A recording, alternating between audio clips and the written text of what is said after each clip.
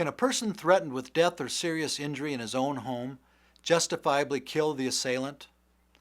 This was the question in the case of the harmless assailant. In this case, two friends were drinking and playing cards with one another in the defendant's trailer. While intoxicated, the defendant challenged his friend to a fight outside. The two fought each other and the friend pushed the defendant, causing the defendant to hit his head against a truck bumper. Defendant was rendered unconscious and upon awakening said he would kill his friend if he ever touched the defendant again. About 2 months later, the same friend and one other went over to defendant's trailer to talk about a debt owed to the defendant. The friend approached the door, but the defendant stood inside, pointing a .357 Magnum at his friend through the screen. The two entered the trailer while the defendant continued to point the gun at his friend. The friend and the defendant argued about putting the gun away, but the defendant resisted. There is some dispute as to what happened next, but apparently the defendant told his friend to leave.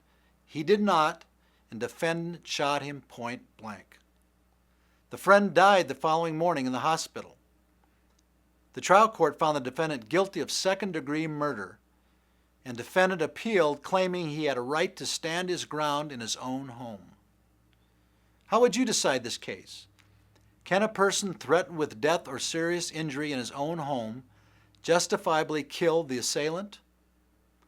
We will be right back with the answer. Can a person threatened with death or serious injury in his own home justifiably kill the assailant? Yes, said the South Dakota Supreme Court. However, in this case, the defendant was not threatened with death or serious injury, so the defendant could not justifiably kill his friend. In South Dakota, homicide is justifiable if committed by any person while resisting any attempt to murder such person or to commit any felony upon him or her, or upon or in any dwelling house in which such person is. The court ruled that a homeowner may defend his or her house or the people inside with deadly force if the assailant threatens violent entrance, violence to the house, or violence to the people inside. It must reasonably appear necessary to use deadly force under the circumstances. Remember, it's a matter of law.